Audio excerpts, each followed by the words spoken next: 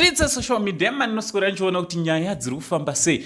Ndinayo nyaya ndoda kuti ndinosvitsa kwamuri nokasika imozo kuti zviri kuitika handiti mozo kuti zviri kuitika mukati umu handiti asi chekutanga usati wasubscribe pano paSeh TV mukana uchiripo yokuti udi usubscribe wotena on notification bell zvakanakira kuti every time patinowinza nyaya dzichipisa, every time patinouploada mavideos you will be notified. Nchito zviri kudii kwese kwamuri vazukuru vasekuru Saint, the only Zimbabwean uncle chanzvadzi chamai venyu chidiki chacho nongondigamuchirawo sekudaro unobvei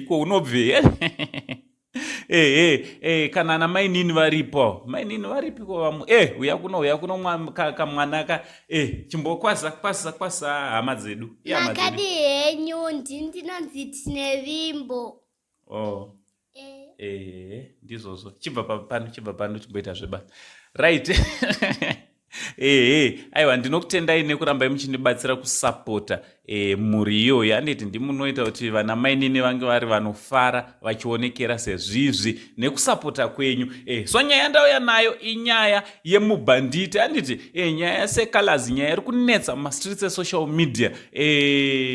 Inzwaizve Moira akambotaura kuti anoda 2000 akazoti mari hameno but Seh Calaz gweta rake rakazotaura rikati Seh Calaz andori nevamwe vana hobho handiti ndofunga takakuradzai mhuri yaSeh Calaz mukanocheka panapa Seh Calaz ane tumwe tuvana twakatoti one day so ari kuti handikwanise kubvisa 2000 here kana kuti 800 here US dollars ndokwanisa kubvisa $50 because ndine vamwe vana vandiri kusapota vandinochengeta, though ari kuti akapresenta only 2 birth certificates vanhu vake but andori ne5 more vamwe handiti ameno munozviona sehondo pakati paSeh Calaz naMoira, hondo yekuchengetwa kwemwana vazukuru.